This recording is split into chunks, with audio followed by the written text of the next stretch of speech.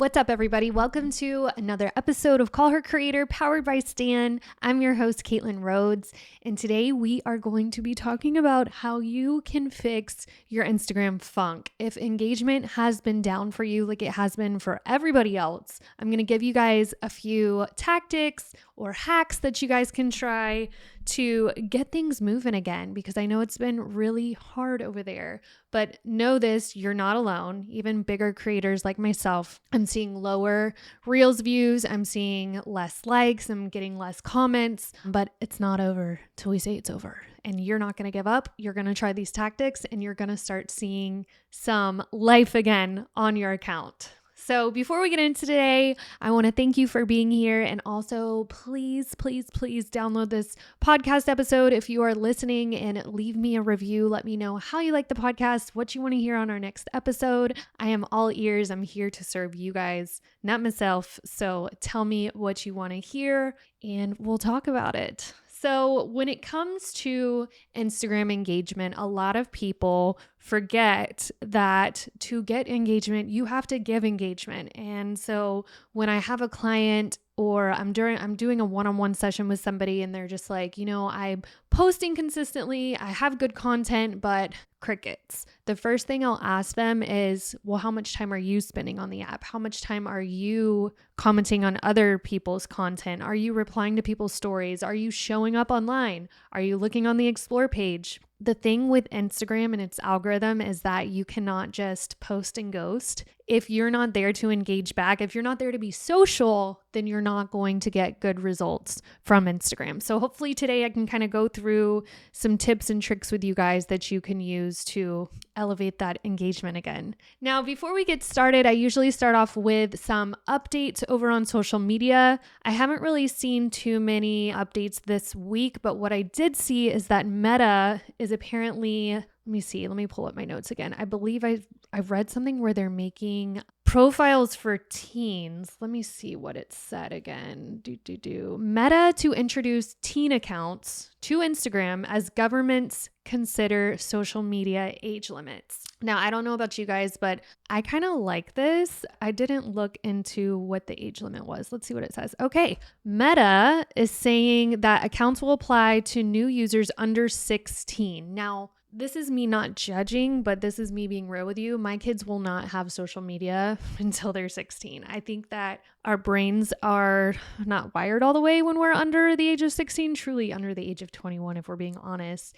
And I know how powerful social media can be. I know how it can make me feel about myself. I know how many people you can reach. And I also know that what you post on social will stay on social. The internet is forever. So I think that it's a great idea to have a teen account if you're going to let your teens get online, but it's looking like there's going to be some restrictions in place for new users that are under the age of 16. So we need that. Now, again, I don't think that I would let my children on Instagram before the age of 16, but you got to do what's best for you. There are a lot of very cute younger creators that I've seen online. I can't knock it. I think her name's Charlotte Tucker, something like that. Okay, yes, her name's Charlotte Tucker. She's got 1.9 million followers. She's super cute. She's young. I don't know exactly how old she is, but she has used social media as a very powerful tool for herself to land roles on like Cobra Kai,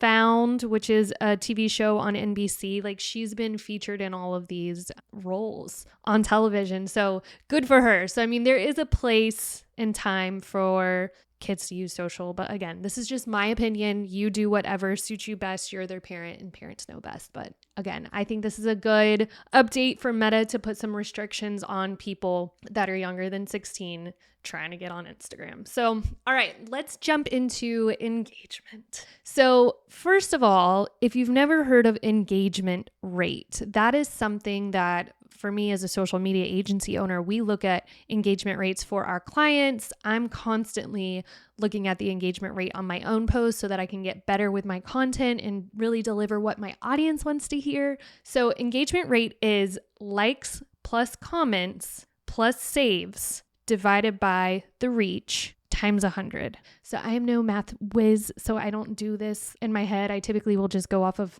what the insights say. But if you are trying to manually calculate what your engagement rate is like, that's what you'll use. Likes plus comments plus saves divided by your reach times 100, and you'll get your engagement rate. I do use a tool, Flick Social. I've talked about them before. What they'll do is they have a really good reporting part to their platform. So I'll get emails on a weekly basis that kind of tells me what my top performer was that week, and it'll give me my engagement rate. So again, I'm not over there calculating it, but it is something that you want to look at, because if you have a really low engagement rate, then you're obviously not making content that your audience is feeling or vibing with. So it is something to pay attention to, because it will kind of tell you if you need to change up your strategy or refine maybe some things that you're doing with your content. Today, we're not so much focusing on that engagement rate, but we're more so focusing on little things you can do to increase that engagement rate. So the first tactic I have for you guys, which I talk about a lot, has to do with Instagram stories. And this one's a good one.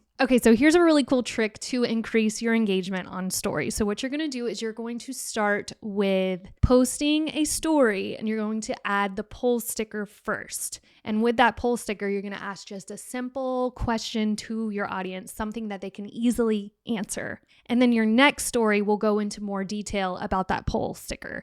So that could either be text on screen, or it could be you talking, whatever it is, but they're going to work hand in hand to, one, get you some engagement first, and then two, keep watching your story. So Instagram story stickers are truly an underrated tool to increase your engagement over on Instagram. The poll sticker, the question sticker, the quiz sticker, there's a emoji sliding sticker. I try to use all of them when I'm posting on stories, because it gets my audience clicking, it gets them engaging with my story, and then the algorithm will see that people are engaging with my story, so it'll continue to push it to the front of the line. So just to give you guys some examples, again, the poll sticker, use an easy to answer question for them. Don't ask them something that's too difficult for them to really think about, because people are just going to keep swiping through. Same with the quiz sticker. Make it something fun and engaging that they want to answer. For the question sticker, I have had some clients before who have used the question sticker and just say they get crickets. So if that is you, then you're not asking the right question. So I would do something fun, like maybe they could say something like, tell me what you think of a first impression of me. And then they give you, you're not so much asking a question. You are, but you're not. You're asking them like, what's your first impression of me? And so people can then say, oh, you look like you love naps. I've used that one before, and someone has said that about me. Or you could do something like, ask me anything personal. Ask me anything business related. Just be very specific with what you want them to ask you, and they will more so do it for you. If you're just really generic, they're probably going to keep scrolling, because again, people don't want to think too much when they're on social. They want it to be really easy for them. So try to stick to things that are like something they could easily participate in and not have to think too hard on. The next tactic I have for increasing engagement is to focus on shareable content. So in case you are new to Instagram, or maybe you've been on Instagram but you've been sleeping under a rock, right now the algorithm is pushing shares. So any type of content that is getting shares, people are sending it to the DMs, maybe they're sending it to their stories. All of that is being watched by the Instagram algorithm. So if you're getting more shares on your content, that means that people are liking your content, they're finding it share worthy, they're engaging with it, they're connecting with it. So the algorithm is going to keep pushing that. So right now we're focused here at the agency on shareable content. But a lot of people, when I say that, they're kind of like, what does she mean by shareable content? So there's a couple different ideas here for you guys. Here are my top 3 share-worthy content ideas for you to try this week. The first one is a meme. Make it relate to something in your industry that will get people that are like-minded like you, that will think it's funny and maybe share it to their own stories. Then the next one is humor. Do something kind of funny, crazy, something that your audience has never seen before. I would probably try to do it with a reel, just to really get that human connection going. And then if you want that third little trick here, you can go to my podcast. The third engaging type share-worthy content that you can post is that motivational, hit them in the heart, emotional type content. So sometimes people are having a bad day, or they're just needing some type of encouragement. Think about like motivational Mondays, or you see like those really powerful quotes that really resonate with you. Those are things that people are going to read and be like, oh my God, this is what I'm going through. Let me send it to my stories. So again, that's share-worthy content. That can be motivational quotes. That can be like just connective type quotes. For example, like I've seen like the Twitter screenshots, or even like people writing in the notes app, and they'll say something about like, this is going to be your best week ever. Abundance is coming. Like, like those like superstitious type ones. I always send those to my story just to give myself some extra luck. I don't know if it really works, but those are the type of share worthy type content that you can focus on and test for your own account and see how your audience resonates with it. Post it and then go back in like 14 days and just see like, did it get shares?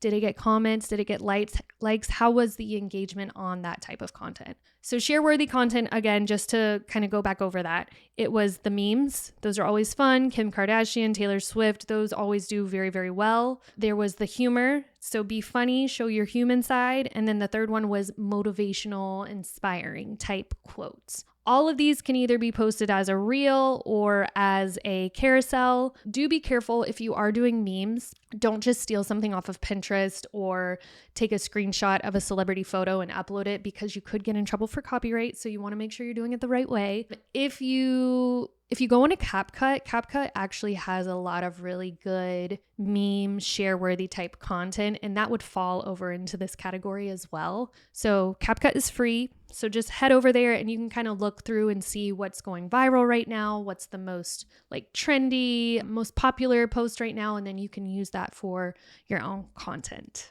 The third way on this list today to increase your engagement is obviously Reels. Reels are still number one when it comes to driving traffic to your profile, getting engagement on your content, likes, comments, shares, all of that. That is what Reels are. Reels are there for you to blow up on Instagram, truly. Like, the algorithm is still favoring them. I can still play around, at least with my own account. I'll still play around with carousels at some point, maybe a still image, but it just is not getting the traction that a reel would. So for example, yesterday I posted an infographic and made it into a carousel. So it was like swipeable. And back in like early 2021, I could post those and get like thousands of likes. Yesterday when I posted it, it reached like 200 people and I had maybe 5 likes. So within like 2 hours, I ended up archiving the post, just because I know I tell you guys not to delete posts, but I am that type. Just as a content creator at this point with as many followers as I have,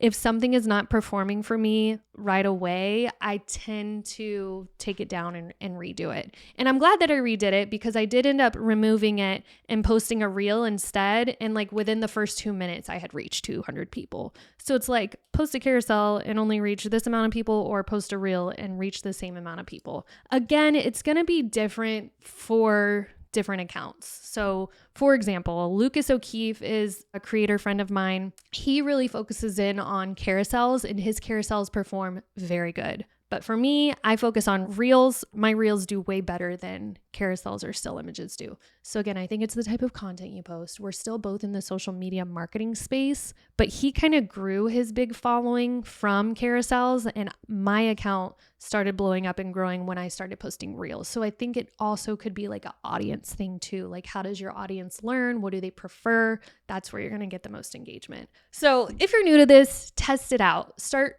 playing around with like 50-50, 50% carousels, 50% reels, see what works the best. If you're not new to Instagram and you've been doing this for a while and you're still just haven't got much traction on your page, then maybe focus on a reels only strategy for the next 2 weeks and see kind of how that plays out for you. If you don't know what you should be posting when it comes to reels, I do have a reels challenge in my Stan store. It's 60 days of reels. It uses hooks that I've used on my own account that have garnered me millions of views. And there's also like how-tos, editing features in there. Basically, it's like a guide for you to utilize reels the correct way, and some ideas for you to record reels for the next 60 days. So definitely check that out. I will link it in the show notes for you guys too for today. The next engagement tactic is creating shareable graphics. Now that plays into the carousel. So I know I just told you guys carousels don't perform as good for me as they do for others, but I do still think they're like a really great format for Instagram. Now, the thing with carousels and the reason they perform so well, maybe it's like an informational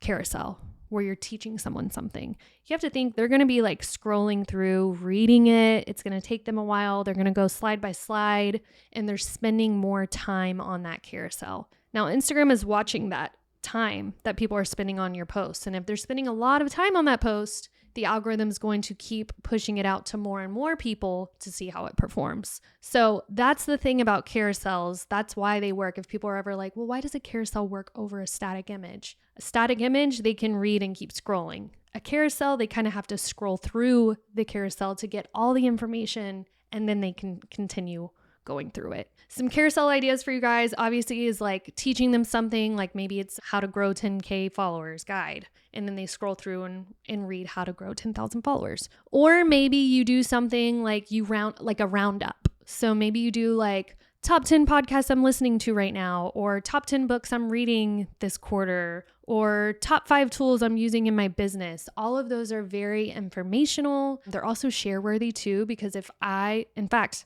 me and Lo were kind of brainstorming the other day, like what type of content we could post to promote the podcast. And I saw a really good carousel where this girl had kind of said something like, top podcasts that are making me that girl this fall. And I was like, oh, what is this? So I ended up scrolling through and looking at all of the podcasts that she recommended. But I know I spent a lot of time on that carousel, and now I'm getting more carousels in my newsfeed now that I think about it.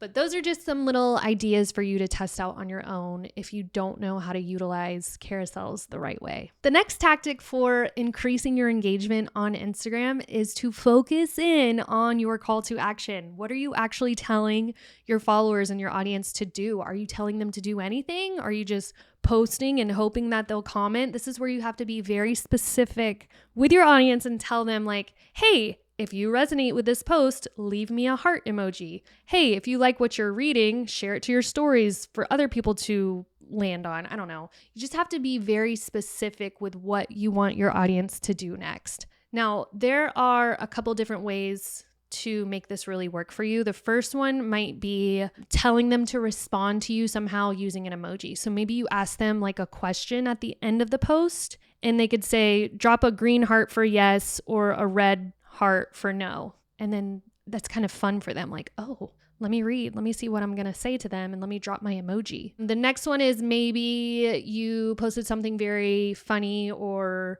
emotional, thought-provoking, like a reel, and you want them to share it with someone that can relate. So I don't know if y'all have seen these reels, but there's some that are like, if you miss your sister, send this to her right now. And then it's telling you what to do. It just said, send this to my sister. Okay, so the other day I posted a reel on my personal account, and it said, it was very specific with the call to action. It ended up getting 5,000 views. And that account only has, so I said, send this to your one friend that matches your energy without even questioning it. And it was like a dancing video of my friend. So that one ended up getting pretty good traction. Let me just look up. Oh, I can't see because I'm not logged in as myself. But if I can remember correctly, I looked at the insights on that like a couple days later, and it had a lot of shares. And I think it's because I was very specific with telling my audience like, hey, share this with your friend that fill in the blank. So you can do that with stuff that's like relatable to you, makes sense for your business. You can either put your head in to the minds of your audience or to the mind of people that are in your industry. So kind of decide, who do I want to attract here? Do I want to attract other industry experts? Are they going to relate to this? Or do I want to attract my target audience? Are they going to relate to this? So that kind of tells you who you are talking to and who they can send the post to, if that makes sense. The next tactic I have for you guys for increasing your engagement is to post at the right time. Now, I know that some people will fight me on this and tell me that it doesn't really matter when you post, but I truly believe that it matters when I post. I will test it out just to see how things perform. If I'm posting at like 7 a.m., I will cross my fingers, post it, and go back to it in a few hours, and I'll see it didn't get much traction. But if I were to post that same reel again, maybe at the end of the day around 7:30 p.m. when my target audience is in their bed scrolling their phone, it's probably going to get a lot more traction because people are online at that moment.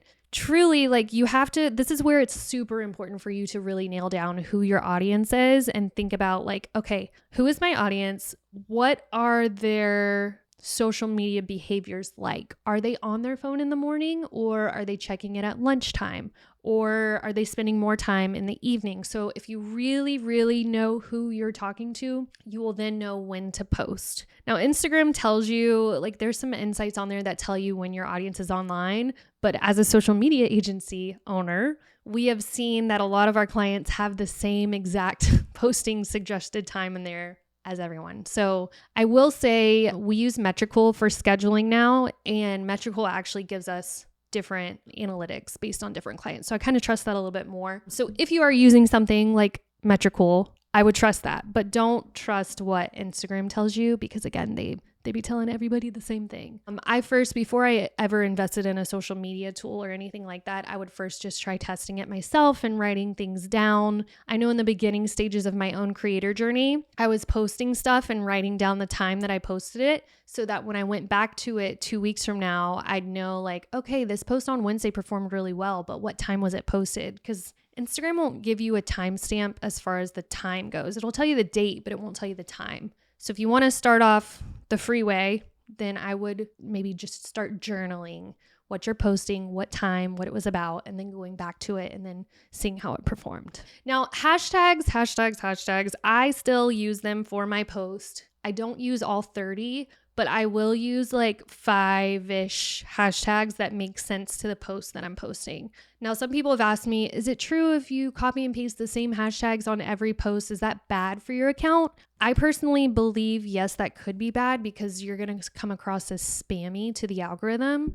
So I would kind of like maybe make a document with all kinds of hashtags that you can use, but then just pick and choose like 5 of them every other time for your post and just take turns posting different hashtags based on what your post is about. There's 2 things with hashtags as well. One, if you look at your insights on a post inside of Instagram, it will actually tell you how many people found that post using hashtags. Now, the one thing is it won't tell you what hashtags pulled them in. It'll just say like, oh, 100 people found this post from hashtags. So you kind of got to look at your hashtags and be like, which hashtag brought them all over here? Another tool that you can use, which I mentioned earlier, was Flick Social. They actually will watch hashtags for you and rank your posts like, hey, you ranked for social media agency this post this week. And so basically it's telling me that my hashtags social media agency helped my post get more traction. So if you want to really get nitty gritty with your hashtags and find out which ones are actually working, you can use a tool like that. I know Flick does charge you, but there might be a free trial. I'll get some more information there for you guys. I might have an affiliate link for y'all to try a free trial. So if I do, I will put it in the show notes for you. If not, you can always just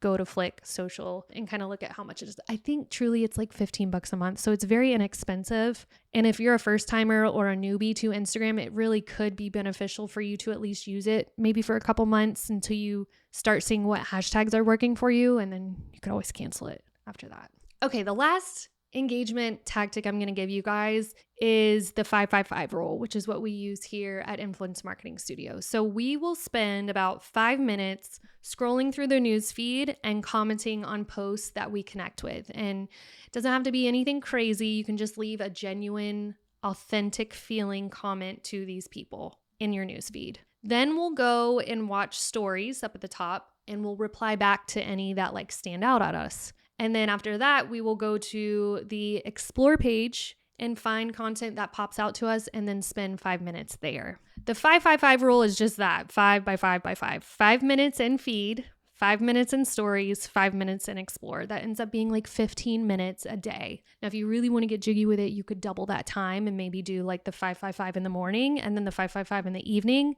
But I have tested this and we see an increase in engagement when we follow the strategy. I will say for my Call Her Creator account, it's very hard to balance the Caitlin Rhodes and Call Her Creator. So I ended up pulling in one of my employees to help me kind of manage it over there. So she's helping me post over there, but she also helps me do engagement over there. And once we started implementing a true engagement strategy, I have seen our followers are slowly going up. Now that could be because there's really amazing people like you guys listening to my podcast and then following me over there. But I do think that the engagement that we're doing over there is actually helping. And I'm seeing a lot of very authentic and fun conversations pop up in the DMs because of our engagement strategy. So that is what I will leave you guys with as far as boosting your engagement. Now, some things I want to talk about with you guys. One, I said this in last episode, but engagement is a little bit down for everyone right now. And I do foresee that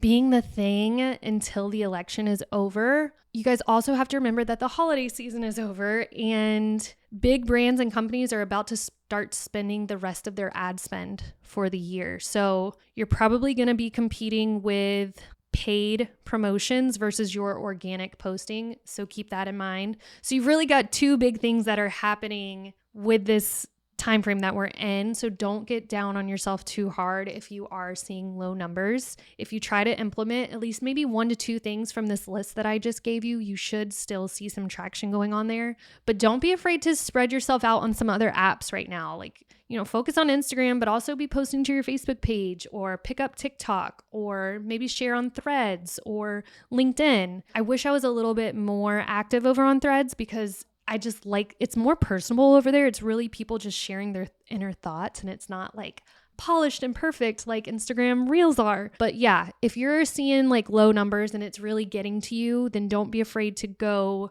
pick another channel and start amplifying your voice over there as well. If you liked today's episode, please download the podcast, Call Her Creator, and leave me a review. I am going to get back to shouting you guys out during each episode. I like to highlight a specific review or a testimonial. So I'd love to see new testimonials coming in. And if you liked this episode, let me know too. Send me a DM. I'm on Instagram, the Caitlin Rhodes, or you can DM me on Call Her Creator. That's all for now. Thank you so much. See y'all next week.